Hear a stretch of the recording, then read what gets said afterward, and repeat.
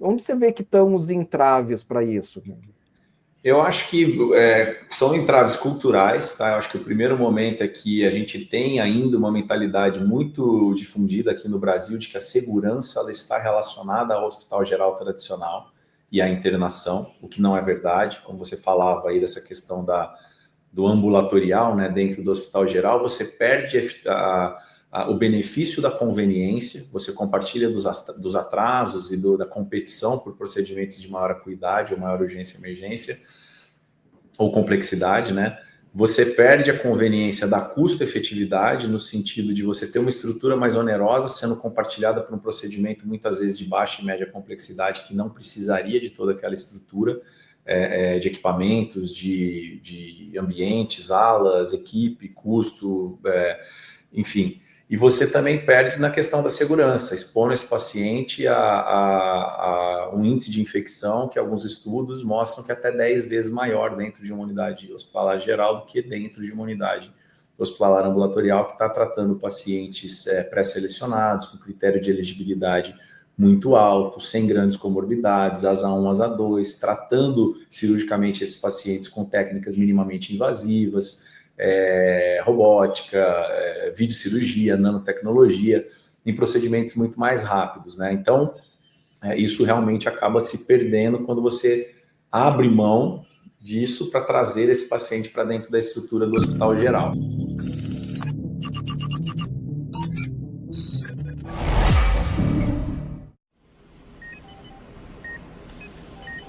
Olá, ouvintes do nosso podcast Anestesia de Valor. Sou o Jorge Preto, CMO da Anestec e host do nosso podcast.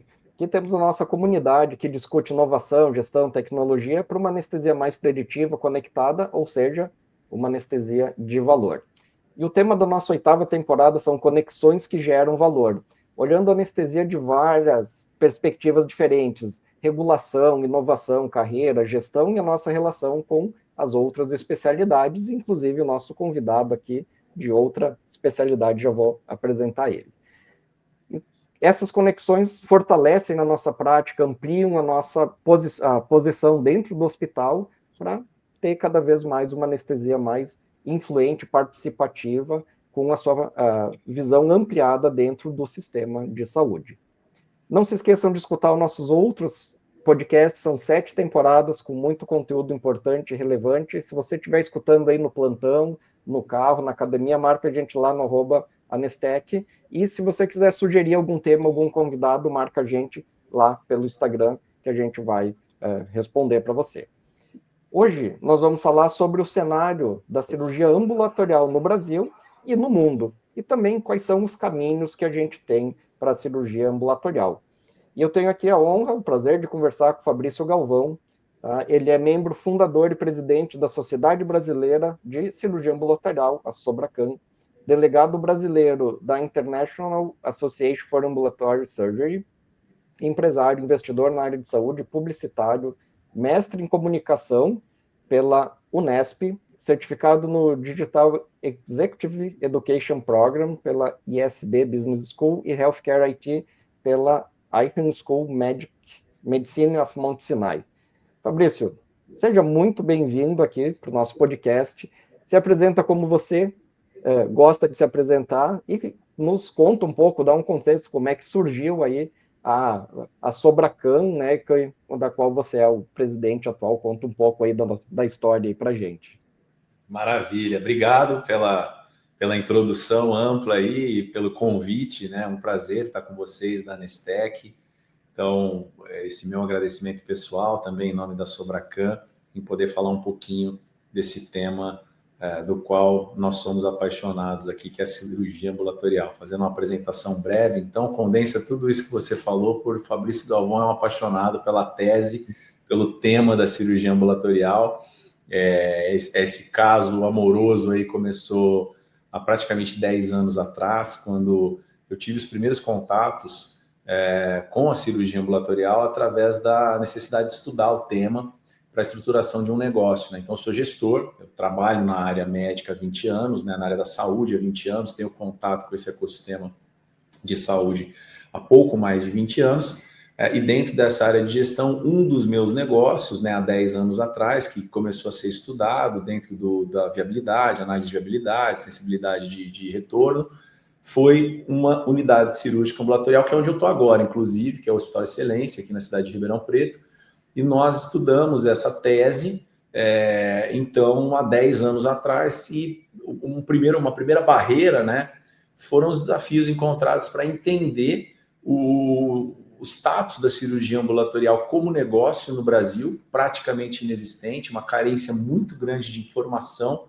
tanto técnica, quanto de gestão, quanto legal, regulatória. Então, uma zona cinzenta muito grande em relação a todos esses temas, e foi aí que surgiu, então, uma conexão entre um grupo de pessoas que estava pensando cirurgia ambulatorial no Brasil, sem nenhum tipo de amparo ou referência, para montar uma sociedade multidisciplinar e começar a trabalhar esse tema em âmbito nacional, já que isso não estava sendo feito por ninguém do ponto de vista amplo e multidisciplinar, né? Pensando especificamente com a cabeça da gestão, do negócio, da operação da cirurgia ambulatorial.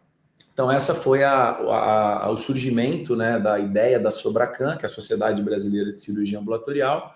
Ela foi fundada em 2021 por esse grupo, eu sou um dos membros fundadores, e essa turma estava carente, né, de informação e decidiu se reunir para poder trocar algumas ideias. A nossa primeira fonte de referência, de informação, obviamente, foi o mercado americano, já muito desenvolvido nesse conceito com os famosos ASCs, né, os Ambulatory Surgical Centers.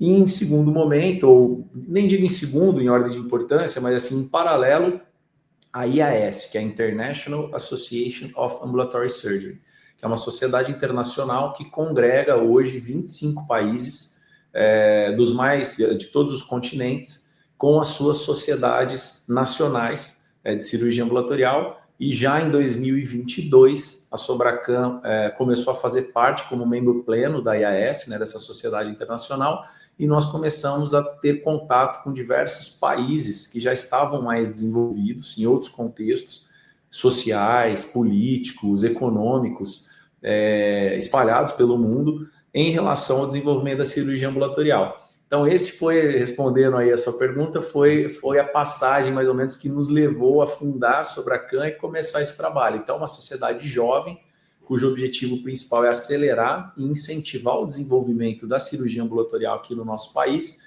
e é isso que a gente vem fazendo ao longo dos últimos praticamente 5 anos, né? A Sobracan, ela teve 2 presidentes antes da minha presidência, da minha eleição e mandato. O meu termo termina agora em maio de 2026 e antes nós tivemos um médico anestesiologista e um cirurgião que sucedeu, e agora eu como gestor, e a gente tenta sempre fazer essa rotatividade multidisciplinar. Queremos que no futuro seja um enfermeiro, mais para frente um cirurgião dentista, e essa rotatividade para a gente realmente dar esse caráter multidisciplinar à sociedade. Perfeito, cara. Esse caráter multidisciplinar é essencial, porque está todo mundo envolvido, né? O anestesista tem que fazer a parte dele para que o paciente acorde rápido, esteja com dor controlada, nasovolência controlada, para que ele consiga ter alta e não precisar da internação, né? Que é a nossa participação na cirurgia ambulatorial. Claro, as técnicas cirúrgicas evoluíram, né? Mas a gente ainda vê, Fabrício, muito comparado com outros países, a gente ainda tem pouca cirurgia ambulatorial no Brasil. Eu vejo, na minha opinião, assim, a gente tem problemas de estrutura, a gente ainda tem poucos centros de hospitais ambulatoriais, de centros de cirurgia ambulatorial. Sim. A gente tem um ecossistema de saúde muito hospitalocêntrico dos grandes hospitais, e você ter o paciente de cirurgia ambulatorial, que é aquele paciente saudável, que faz uma cirurgia curta, rápida, dentro de um hospital de altíssima complexidade, não faz o menor sentido. Mas a gente ainda tem um sistema que direciona, a gente tem uma estrutura ainda limitada, tem restrição profissional, não é técnica, né? E ainda tem algumas questões regulatórias, então a gente tem um problema multifatorial, assim, para ampliação da cirurgia ambulatorial, que não é técnico. Não é um problema que o anestesista ou o cirurgião não sabe fazer cirurgia ambulatorial. Eu acho que esse é o menor dos nossos problemas, né? Eu concordo com você, você passou por todos os pilares aí, né, dessas possíveis barreiras e restrições para a adoção do modelo. A gente costuma falar que a anestesia talvez seja a especialidade mais habituada com os conceitos do procedimento ambulatorial, com os protocolos ERAS, Fast Track, recuperação rápida. Isso tudo é muito importante, mas quando a gente tem todo esse conceito sendo aplicado, como você falou, com a mentalidade hospitalocêntrica, a gente tem isso sendo aplicado nas estruturas hospitalares tradicionais do hospital geral e que acabam não tendo o efeito prático que poderia ter do contexto de conveniência, conforto, custo-efetividade, acessibilidade, uma série de benefícios que a cirurgia ambulatorial, no conceito amplo, ela traz. Então, sempre discuto isso com o Diógenes, né, o CEO aí da Nestec, a gente fala muito a respeito disso. Então, não adianta você internar um paciente no hospital geral, dar alta para esse paciente no mesmo dia e chamar isso de cirurgia ambulatorial.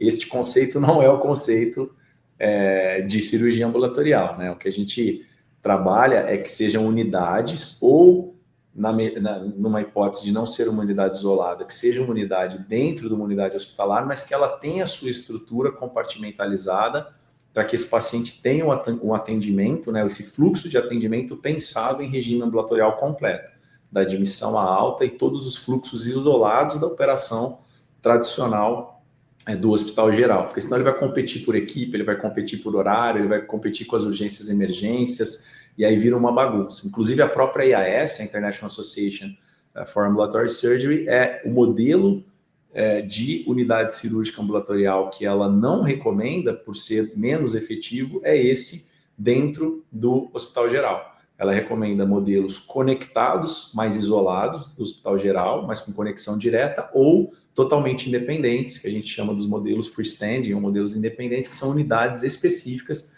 pensadas exclusivamente para cirurgia ambulatorial e operadas dessa forma por toda a equipe assistencial, equipe administrativa e apoio. A gente vê, eu trabalho tanto em hospitais gerais, que faz cirurgia ambulatorial dentro, tem um hospital que é anexo, e trabalho em clínicas de cirurgia ambulatorial, né? Eu estou aqui num grupo, são 86 anestesistas, a gente tem uma atividade bem diversa. Realmente, assim, ó, você fazer o paciente ambulatorial dentro do centro cirúrgico geral é menos ruim do que internar ele, mas ainda o fluxo dele, então é o mesmo paciente que vai fazer uma neurocirurgia, uma cirurgia oncológica, uma cirurgia cardíaca, está competindo com o cara que vai lá para fazer uma, sei lá, retirada de duplo J com anestesia, que é um negócio que é 5 minutos. O fluxo dele dentro da instituição, ele vai competir, aí entra uma cirurgia de urgência, atrasa a sala, ele é muito mais suscetível a imprevistos, e você tem no hospital geral uma equipe acostumada com alta complexidade. E aí a gente perde a questão da especialização. A gente sabe, a literatura mostra que unidades especializadas, elas são mais eficientes, são mais baratas e têm melhores resultados, né? Exatamente. Por que a gente está ainda demorando para fazer isso, assim, cara? Eu percebo o caminho, né? A gente está direcionando, mas me parece a passos mais lentos, porque é muito mais custo efetivo, é mais ágil, você tem muitas vantagens. Onde você vê que estão os entraves para isso? Eu acho que são entraves culturais, tá? Eu acho que o primeiro momento é que a gente tem ainda uma mentalidade muito difundida aqui no Brasil de que a segurança ela está relacionada ao hospital geral tradicional e à internação, o que não é verdade. Como você falava aí dessa questão do ambulatorial, né, dentro do hospital geral, você perde o benefício da conveniência, você compartilha dos atrasos e da competição por procedimentos de maior acuidade ou maior urgência e emergência, ou complexidade, né? Você perde a conveniência da custo-efetividade, no sentido de você ter uma estrutura mais onerosa sendo compartilhada por um procedimento muitas vezes de baixa e média complexidade, que não precisaria de toda aquela estrutura de equipamentos, de ambientes, alas, equipe, custo, enfim. E você também perde na questão da segurança, expondo esse paciente a um índice de infecção que alguns estudos mostram que é até 10 vezes maior dentro de uma unidade hospitalar geral do que dentro de uma unidade hospitalar ambulatorial que está tratando pacientes pré-selecionados, com critério de elegibilidade muito alto, sem grandes comorbidades, ASA1, ASA2, tratando cirurgicamente esses pacientes com técnicas minimamente invasivas, robótica, videocirurgia, nanotecnologia, em procedimentos muito mais rápidos, né? Então, isso realmente acaba se perdendo quando você abre mão disso para trazer esse paciente para dentro da estrutura do hospital geral. A questão da rapidez da adoção, eu acho que ela está intimamente ligada à mentalidade hospitalocêntrica, que você bem colocou no começo da nossa entrevista aqui, e ela está intimamente ligada a um desalinhamento de incentivos, e aí inclusive os incentivos financeiros. Hoje pressupõe-se que uma atividade cirúrgica realizada dentro de uma unidade cirúrgica ambulatorial, ela deva ser menor remunerada, tanto para o anestesista, quanto para o cirurgião, quanto para a própria unidade em si. Quando, na verdade, ela está promovendo uma economia para o sistema, e se você for pensar só na não internação, imagina comigo que todos os custos são iguais, comparáveis e iguais do hospital geral. Só que a mentalidade hospitalocêntrica, ela traz esse paciente por diversos fatores, por mentalidade, por cultura e por uma questão de receita também, quando a gente fala em saúde suplementar e hospitais privados. Eu tenho 300 leitos, que são uma fonte importante de receita para a minha operação. O que eu preciso fazer com esses leitos? Ocupá-los. Então, por mais que eu possa criar um fast track, um regime cirúrgico onde eu consiga dar alta rapidamente para esse paciente, o desalinhamento de incentivos financeiros faz com que a instituição não queira dar alta para esse paciente. Porque esse paciente precisa passar por algum tempo na UTI, por algum tempo prolongado na RPA, por algum tempo prolongado no leito de internação. Porque isso compõe uma conta global que acaba ficando mais alta e, obviamente, mais interessante para quem é o prestador de serviço hospitalar. Então, isso acaba criando uma certa distorção, né, na capacidade e potencial da cirurgia ambulatorial, porque o próprio sistema privilegia isso. E aí você vê a fonte pagadora, muitas vezes não entendendo esse modelo e não trabalhando um incentivo correto para que esse procedimento seja feito em regime ambulatorial, porque ela tem, de novo, dando um exemplo, se os custos forem equilibrados do procedimento cirúrgico, ela já tem a economia do processo de internação, fazendo com que esse paciente consiga se recuperar em casa, com total segurança, assistido pelas equipes multidisciplinares que estão à disposição desse paciente. Então, um ponto importante que acho que a gente tem que bater nessa tecla e difundir aí para o público que está ouvindo a gente, em todas as ações que nós fazemos, categorizar a cirurgia ambulatorial como uma cirurgia tão segura quanto ou mais do que a cirurgia realizada dentro do ambiente do hospital geral.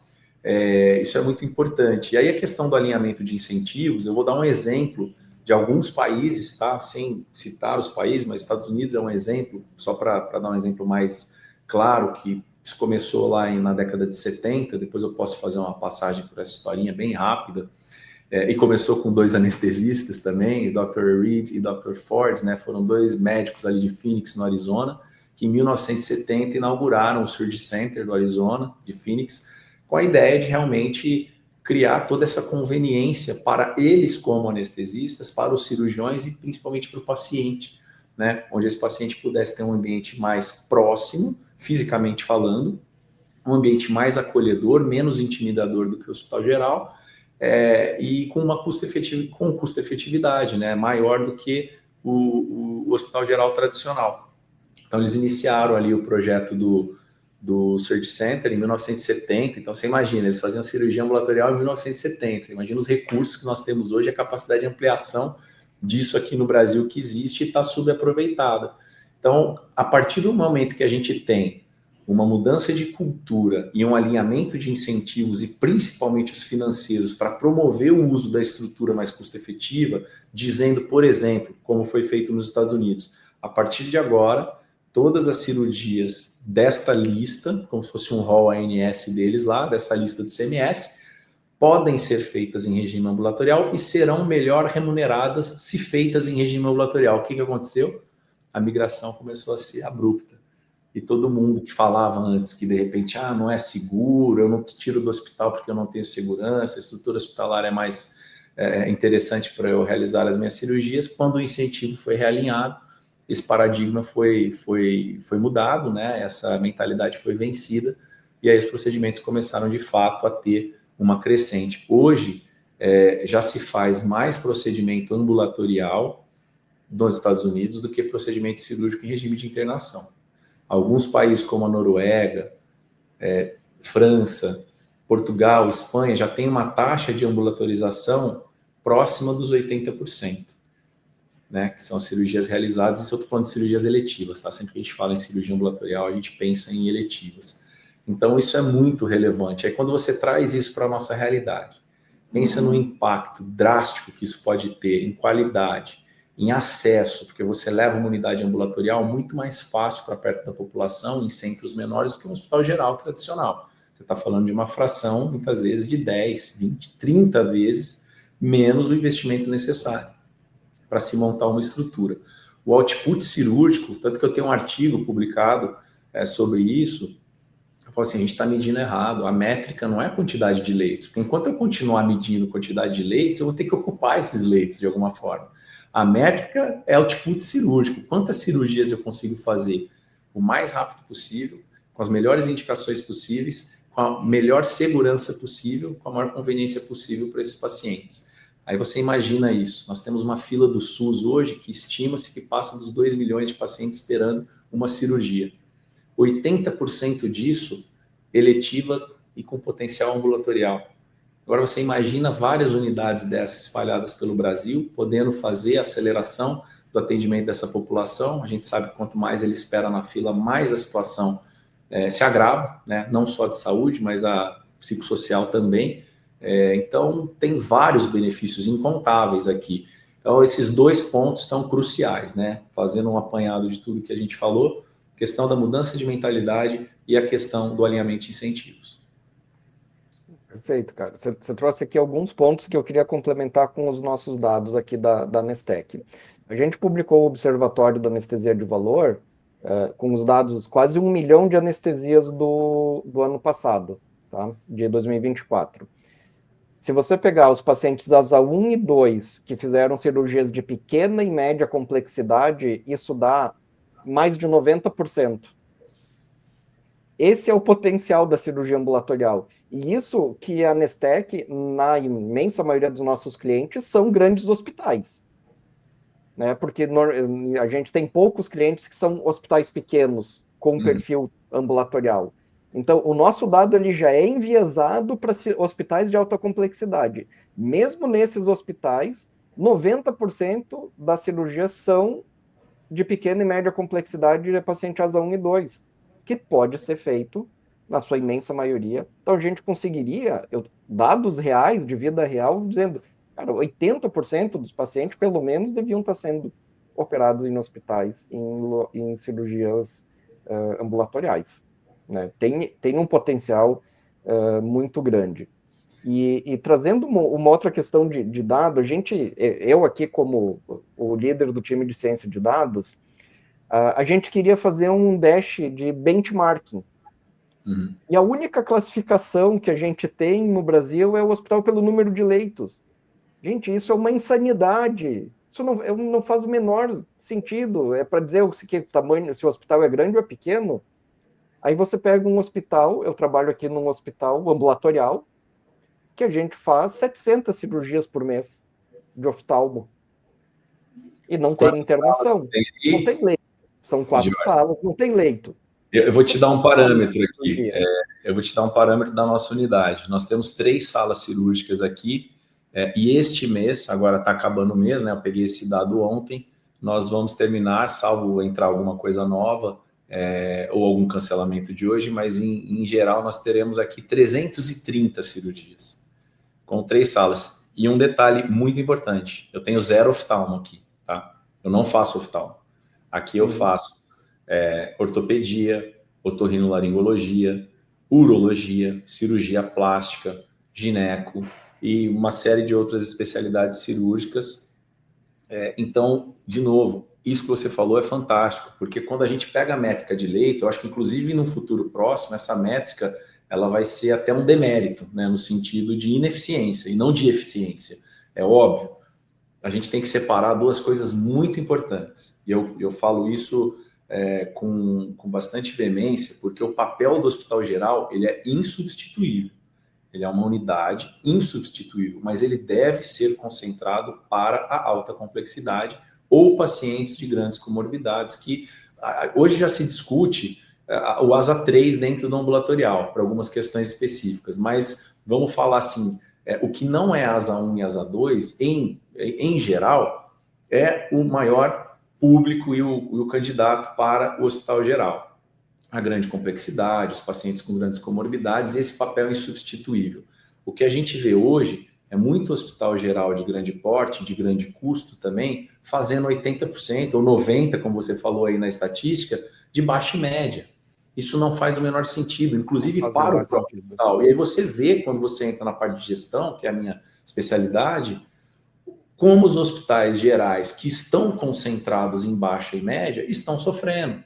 Porque eles têm uma estrutura operacional para operar alta complexidade, para absorver alta complexidade, a sua estrutura operacional, predial, de equipes multidisciplinares, de equipamentos, de equipe assistencial é para alta complexidade e está sendo usada para baixa e média. Eu brinco que é pegar o avião para ir no bairro vizinho aqui. Não faz sentido você decolar, levantar voo, ter a estrutura de um aeroporto para você, pega um Uber, é mais fácil, ou pega o carro. Né? Você vai ter uma custo-efetividade, uma manobrabilidade melhor nesse sentido. Então, é isso que o hospital ambulatorial vem para complementar. E não é uma tese nova, não é uma tese que a gente está falando agora, tanto do ponto de vista de gestão e muito mais ainda do ponto de vista assistencial.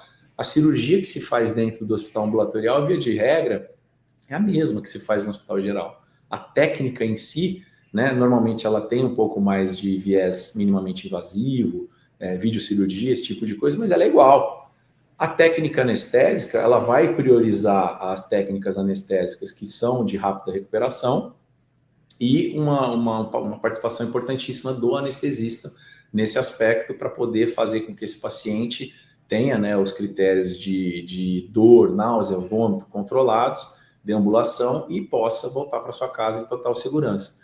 Então, isso que a gente está colocando aqui parece muito óbvio, um contrassenso muito grande, mas ainda é a base cultural e estrutural da saúde cirúrgica, né, do Brasil. E aí a pergunta, né, a grande pergunta é como é que a gente muda isso? A gente está trabalhando duramente, eu acho que o aspecto da necessidade, quase que obrigatoriedade de custo-efetividade é o que vai mudar o jogo. Quando a gente começar a ter uma capilaridade maior de unidades cirúrgicas ambulatoriais, eu vejo isso com muita alegria. A gente presta consultoria hoje para a implementação de unidades no Brasil todo, e de um ano para cá, a quantidade de grupos interessados, e aí quando eu falo em grupos, eu estou falando muitos grupos médicos, tá, associados, então grupos de cirurgiões com anestesistas, grupos somente de anestesistas, porque o anestesista pensa o seguinte, fala, poxa vida, o output cirúrgico aqui é a métrica da unidade cirúrgica ambulatorial. Com 3 salas, pegando o exemplo da nossa unidade, mundo real, não é teoria, não é ideia, não é pode ser que aconteça, falando do que aconteceu este mês, tá? Uma realidade. 330 cirurgias, pensa isso na cabeça do anestesista. Quanto que ele demoraria para fazer 330 cirurgias dentro do hospital geral, tradicional? Né? Quantas salas, quanto de equipe, quanto de estrutura. E aí ele fala, poxa, eu posso ser o dono dessa estrutura. Eu posso garantir o meu posto de trabalho, o meio da minha equipe, montando uma unidade ambulatorial para atender com total segurança os pacientes dos meus colegas cirurgiões.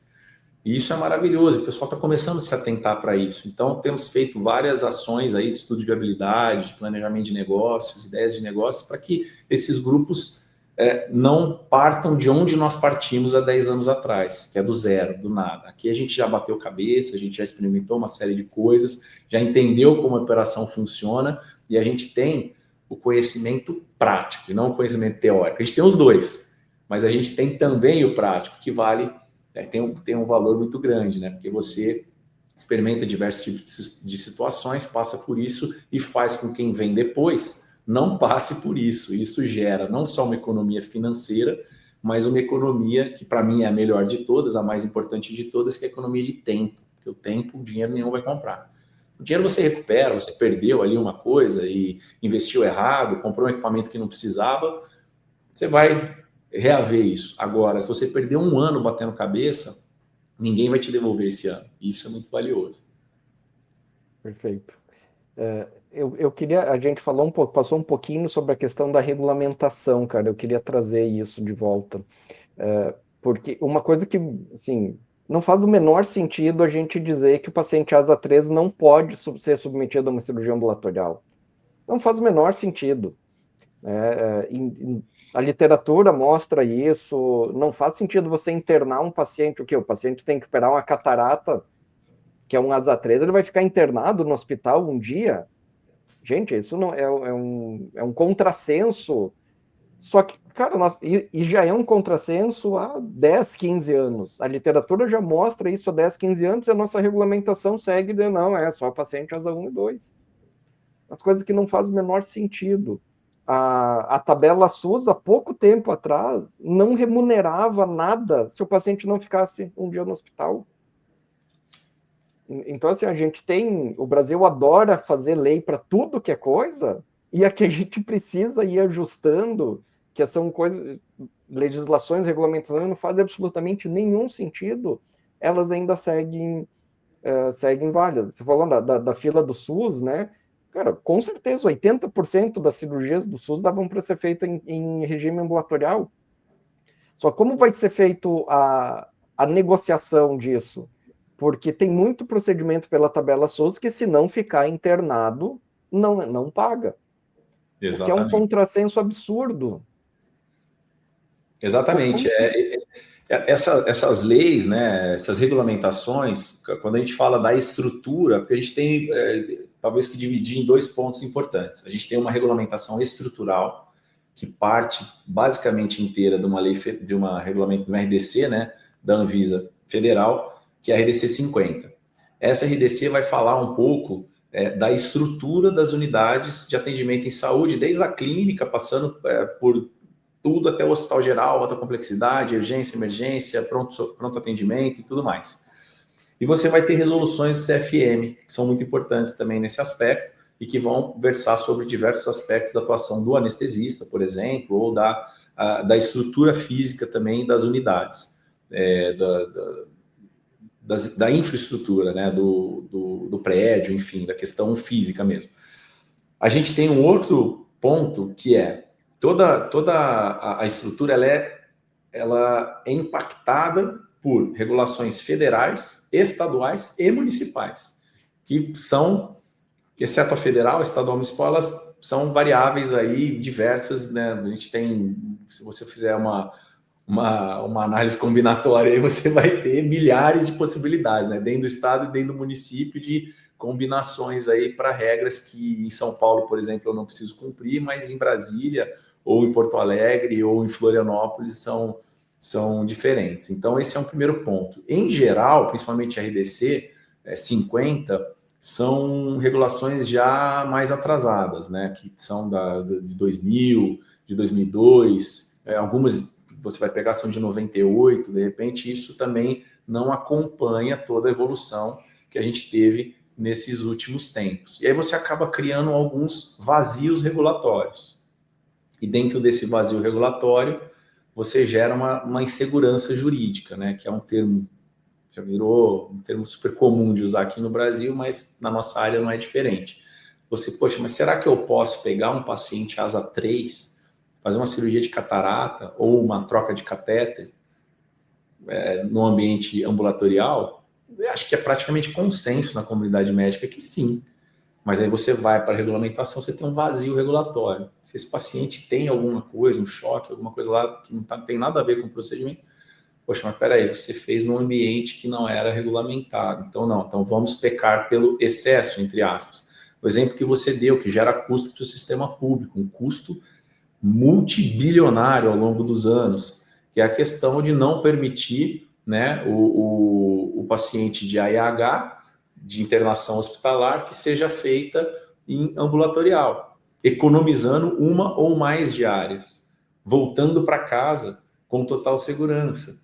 Então, ele está lá ocupando o espaço de um outro paciente que, de repente, precisaria daquele leito. A gente sabe que é um Deus nos acuda, a questão de regulação e alocação de leitos para pacientes da rede SUS, né? Sempre falta. Então, tem uma necessidade que é sempre maior do que a capacidade. Então, sempre está em 120%, 150%, 200%.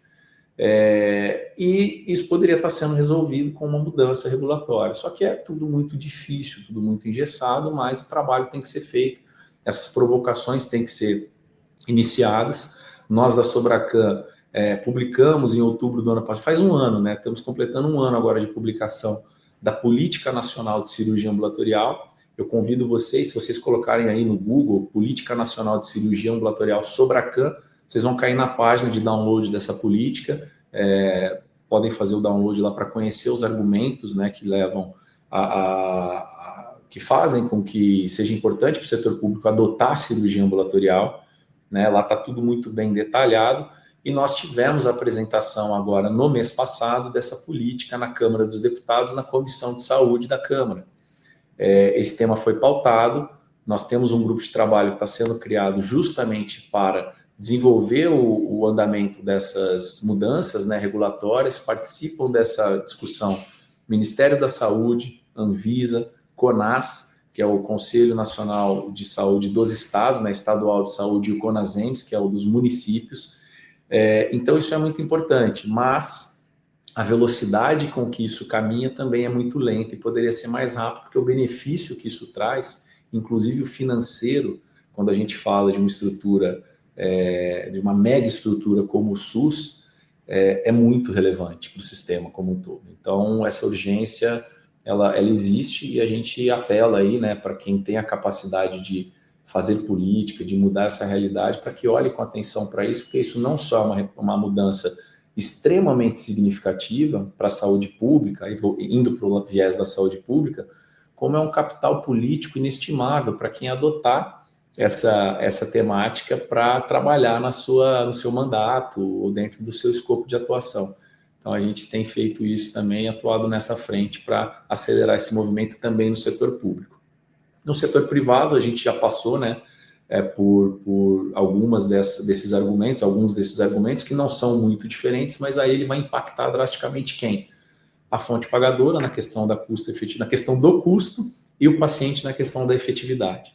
Então, você tem ali, eu brinco, né, assim, eu falo, com a cirurgia ambulatorial você consegue fazer mais com menos. A realidade é essa. Traduzindo muito bem, assim, em uma frase curta, é você pegar o mesmo recurso que está, seja no sistema público ou seja no sistema privado, e conseguir, aplicando esse recurso para atenção cirúrgica, fazer mais, com mais efetividade.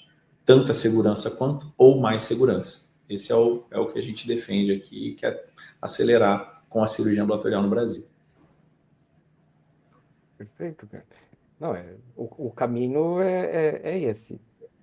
Tem alguma operadora que você sabe que já está tendo um alinhamento de incentivos, né? Assim, tem alguma operadora que já está pagando mais, pagando diferenciado, às vezes antecipando o pagamento, né? Porque é um procedimento burocraticamente falando, com um ciclo menor, e a gente sabe hoje, como profissional de saúde, que o ciclo de pagamento está cada vez aumentando mais, as glosas, os questionamentos, e você tem ciclos bizarros de pagamento dos honorários.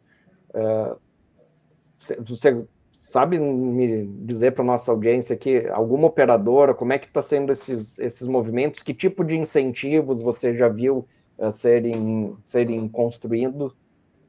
A gente tem conversado com algumas, eu acho que aí é um questionamento super interessante. A gente tem alguns perfis de operadoras de saúde no Brasil, né? Nós temos basicamente 4 categorias: autogestão, seguradora, cooperativa e medicina de grupo.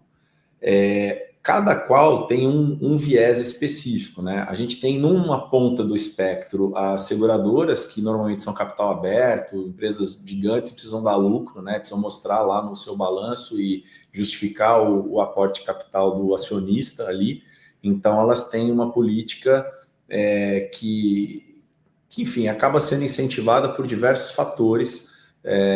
Talvez eu não vou fazer juízo de valor aqui, mas eu vou colocar uma provocação. Você imagina que você está num país com 15% de taxa de juros ao ano, e você tem a possibilidade, como empresa, de aumentar o seu resultado operacional e financeiro, protelando os pagamentos dos seus prestadores ou fornecedores, e a cada mês que você faz isso com alguns milhões ou bilhões de reais que você deixa de devolver para o mercado pela contraprestação, você tem uma receita financeira muito grande. Então, matematicamente, financeiramente, né, quando você faz essa conta, você encontra uma justificativa desse aumento do ciclo de receita, né, dos prazos de pagamento, os glosas e tudo mais, porque isso no balanço, na última linha, ele acaba representando uma realidade financeira, que não é bem a realidade do que está acontecendo no mercado, e sacrifica, obviamente, uma série de prestadores, né, enfim, do ecossistema, mas deixo essa questão aí para ser refletida, sem entrar em tantos detalhes.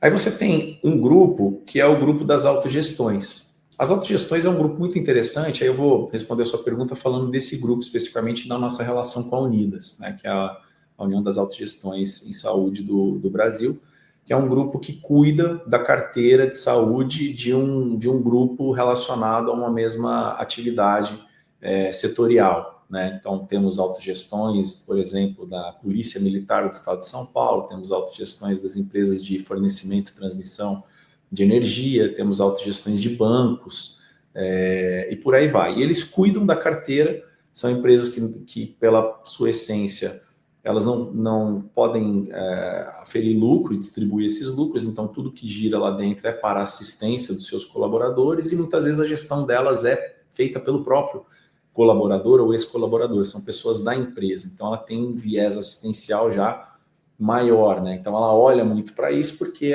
quanto mais ela consegue ser custo efetiva com aquela receita dos beneficiários que ela tem, ela presta uma assistência melhor, ela cumpre o papel dela e o ciclo se fecha ali. Então a gente tem conversado sim com algumas autogestões no sentido de mostrar a capilaridade da rede Sobracam, porque aí entra um outro detalhe. Imagina o seguinte: eu individualmente, como proprietário de uma unidade cirúrgica ambulatorial de 3 salas cirúrgicas, output cirúrgico de 300 e poucas cirurgias por mês em Ribeirão Preto, São Paulo. Que força eu tenho para sentar na mesa com as grandes seguradoras, com as grandes operadoras? Ele vai achar muito legal, bacana, parabéns pelo projeto, mas eu estou cuidando de uma operação nacional, estou cuidando de milhões de vidas. Só que quando a gente, via Sobracam, consegue mostrar que nós temos hoje, tá? Isso são estatísticas que a gente não tem muito detalhadas, porque não existem, então é uma coisa meio empírica aqui da Sobracam.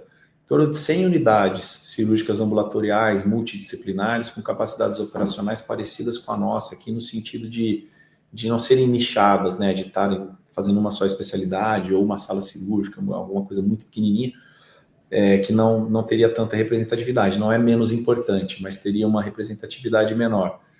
Nós temos hoje em torno de 25 associadas à Sobracam, espalhadas pelo Brasil.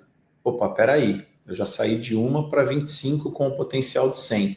Quando eu somo a capacidade operacional dessas unidades e eu coloco a capilaridade que elas têm em diferentes regiões do Brasil, eu já começo a talvez ser a 5ª, 6ª maior rede hospitalar do Brasil.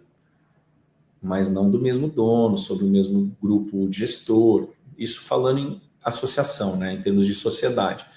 Esse é o nosso desafio agora, Jorge. A gente quer trazer a operadora para falar. Quando você fala com a Sobracam, você está potencialmente estruturando uma operação onde você pode ter aderência de 25, 30, 100 hospitais menores que te dão algumas vantagens. A mais óbvia, a questão de custo-efetividade, depois a questão de capilaridade, depois a questão de poder de negociação, porque às vezes em alguma região dessa você está limitado a uma rede de atendimento dominada por um único player, uma única instituição hospitalar. Então, isso abre um leque muito grande. Mas, de novo, esse é o sonho grande. A gente está falando de algo que a gente ainda está construindo aqui. Mas já existem operadoras que estão conversando com a gente. Eu posso citar, acho que não teria problema nenhum eu citar, ou teria, não sei. Mas eu acho que não. Mas assim, as autogestões em geral, elas estão conversando conosco. A gente vê um interesse, né, das operadoras entenderem um pouco desse modelo e se ambientarem sobre isso. Como que isso pode beneficiar, né? Porque aí entra um outro ponto. Entra um ponto extremamente interessante, que é a aplicação de um conceito que a gente ouve há 10, 15, 20 anos ser falado, mas pouco aplicado, que é o VBHC, né? Que é o Value Based Healthcare, ou seja, cuidados de saúde baseado em valor. Como é que a gente consegue fazer isso do ponto de vista cirúrgico dentro de uma unidade ambulatorial? Através dos pacotes, né? Então, os pacotes, eles trazem um ambiente de previsibilidade de mão dupla, porque ele gera previsibilidade tanto para a operadora que vai pagar a conta, quanto para o prestador que vai receber essa conta. E aí ela traz dentro desse contexto, desde que bem negociada e bem compreendida pelas duas partes, automaticamente um critério de geração de valor, que é o seguinte, meu amigo, você tem X moedas aqui para resolver esse problema cirúrgico. Se você for efetivo e resolver esse problema imaginando, você tem 10 moedas, você resolveu com 5, você ganhou 5 moedas. Se você resolveu com 8, você já não foi tão custo efetivo, ganhou 2. Só que você tem que resolver o problema. Então, eu não posso prestar uma assistência subótima nesse sentido, porque aí os critérios de avaliação dos resultados vão estar inferindo também, vão estar influenciando também nos pagamentos. Por outro lado, a operadora de saúde, ela tem ali os procedimentos ambulatoriais como procedimentos de previsibilidade alta, variação baixa. Não tenho grandes complicações, porque eu fiz uma seleção do paciente criteriosa, os procedimentos que entram na unidade são procedimentos que têm elegibilidade para regime ambulatorial, paciente também. Então, eu sei que eu vou ter ali uma curva de previsibilidade muito alta. E aí, nas negociações, normalmente, entra um critério que a gente chama de abertura de conta, né, que ele sai do pacote, que é algum evento adverso não previsto na normalidade da execução desse procedimento.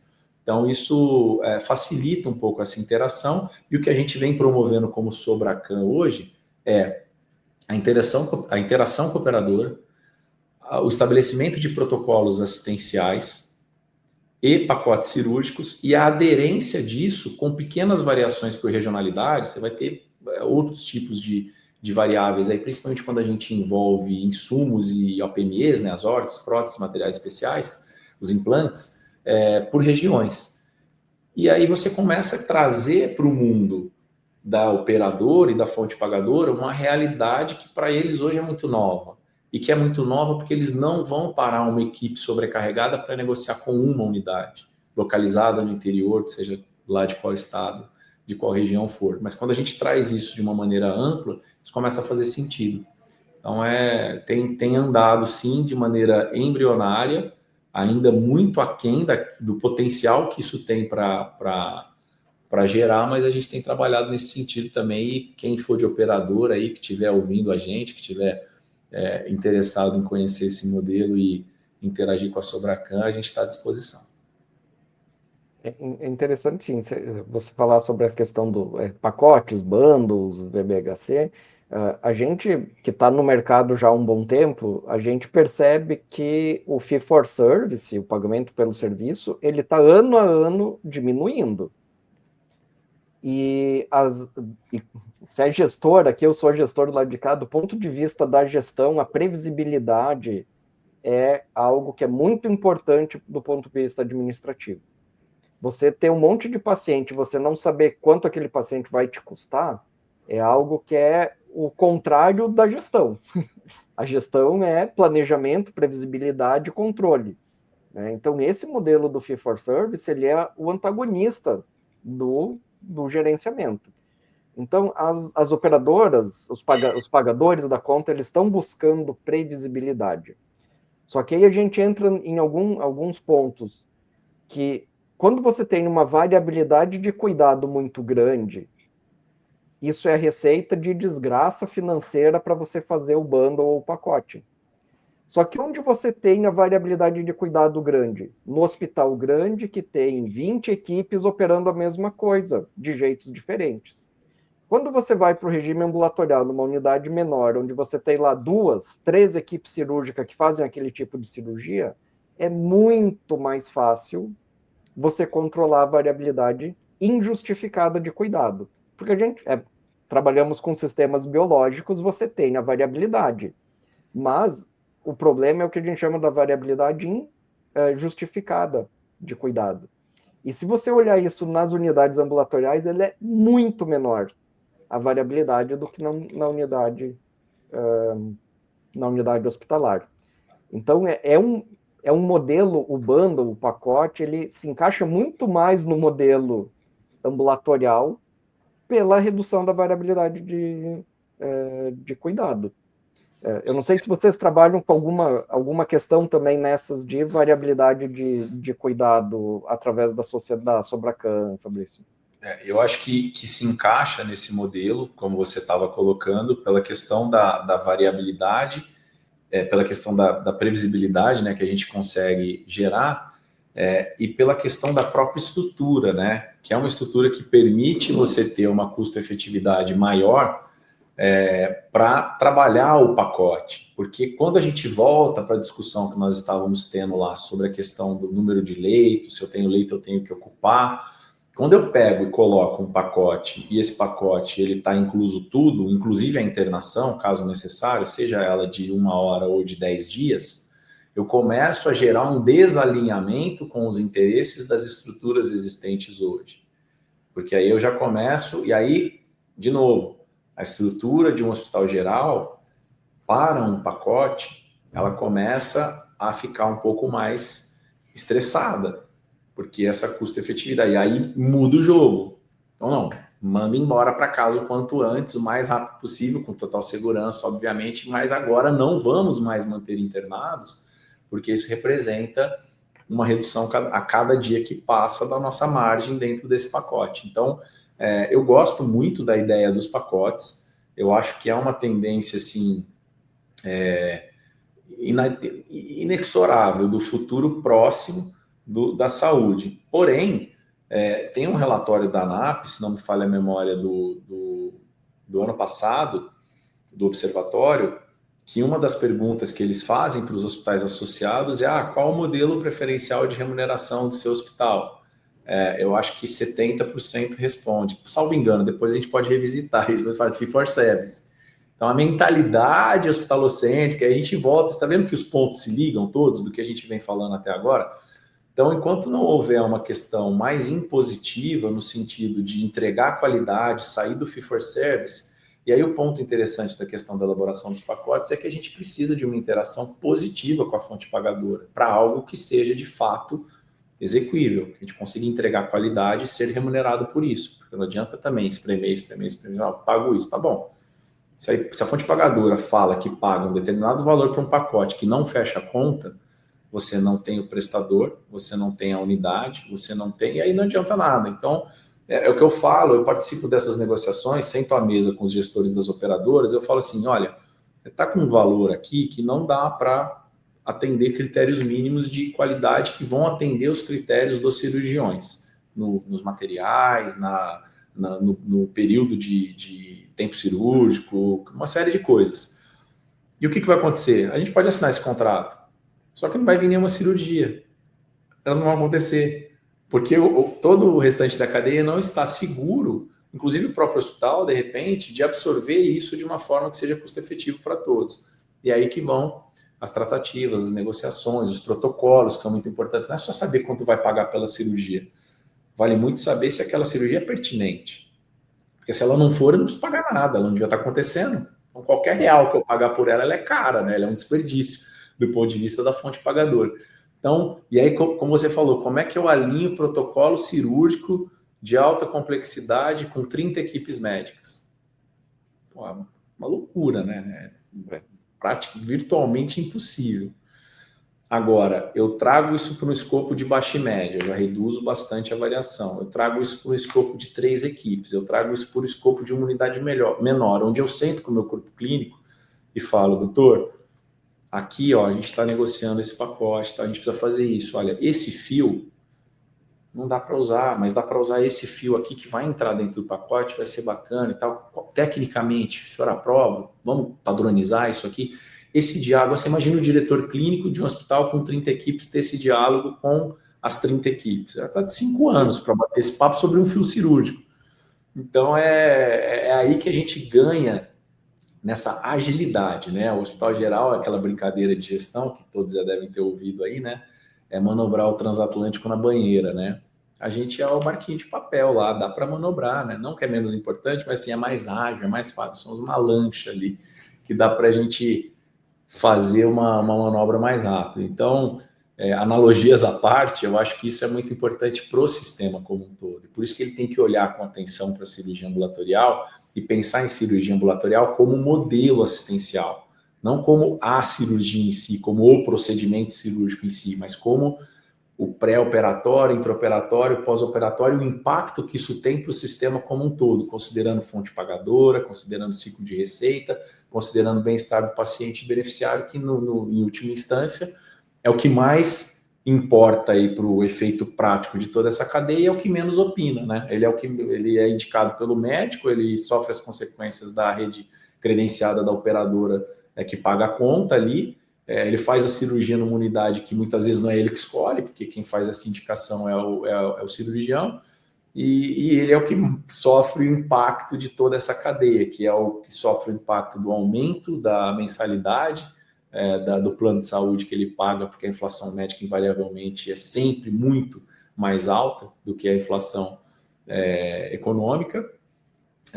Ele sofre o impacto disso do ponto de vista assistencial, ele vai estar fazendo a cirurgia ou não fazendo a cirurgia porque ela foi negada, porque ele não conseguiu ter acesso. Então, é um ciclo que a gente tem que pensar mais macro, né? Olhar para toda essa cadeia e essas etapas. Você falou sobre que do ponto de vista do hospital, a preferência é pelo fee for service. Tem uma questão cultural, mas tem uma total, não vou dizer total, mas uma grande ausência de dados para medir desfecho e variabilidade de cuidado. Então, eu vejo muito mais como uma incompetência gerencial de informações médicas para você reduzir variabilidade de cuidado, medir desfechos reais importantes fora do hospital. A gente já mede pouca coisa dentro do hospital, fora do hospital já não mede nada. E aí, quando você vem falar de uma medicina baseada em valor, que precisa olhar desfecho fora do hospital, ou de um bundle que tem que reduzir variabilidade de cuidado dentro do hospital, você não consegue gerenciar isso com os dados que você tem dentro do hospital. Aí é mais fácil não mudar nada e dizer, eu prefiro seguir no fee for service. Cara, só que a gente vê que ano a ano está diminuindo. A tendência é clara, né, Fabrício? Então, se a tendência é clara, faz muito sentido você começar a se preparar. Exato. Preparar para isso, né? Porque se é a tendência, uma hora ela vai te pegar de surpresa. Ela vai te pegar, né? Exatamente. Mas daí, assim, você olhar que nos últimos 10 anos, o fee for service, que cada ano ele diminui. Você vai dizer que você vai ser pego de surpresa? Aí não, né? Aí não dá para passar essa conversa por cima da gente, né, cara? Exatamente. Bom, Fabrício, a gente já está aqui com um bom tempo de gravação. Eu vou pedir para você deixar uma mensagem final para os nossos ouvintes, também como você gosta de ser contatado, se o pessoal quiser saber da Sobracan.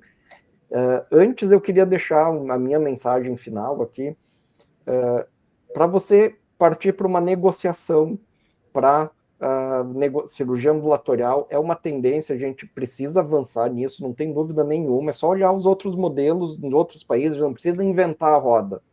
Mas a gente precisa fazer ajustes de regulamentação, ajustes de incentivos, e o ajuste técnico eu acho que é assim, a gente consegue fazer isso, a gente só está fazendo na instituição que não é a melhor para fazer isso.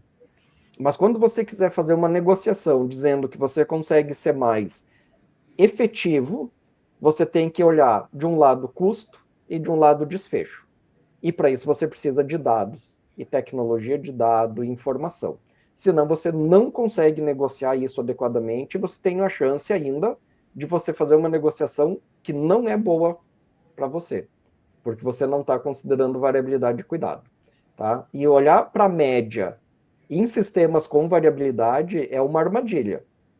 Eu, como cientista de dados aqui, a gente tem que ter muito cuidado. Então, assim, observe a variabilidade de cuidado, reduza, veja o custo, veja o desfecho, aí você vai conseguir ir para uma mesa de negociação com um bom argumento, com uma tese sólida para negociar. Inevitavelmente, você vai precisar de dados para isso. Fabrício, deixa a tua mensagem final aí, como que o pessoal pode te contatar ou conhecer a Sobracam. Maravilha, Jorge. Obrigado mais uma vez pelo convite. Pegar um gancho nessa sua última fala, e acho que é um disclaimer interessante de fazer também, porque quando a gente está no regime cirúrgico ambulatorial, o que acontece dentro do centro cirúrgico é praticamente o movimento todo da operação, né? É o coração da operação.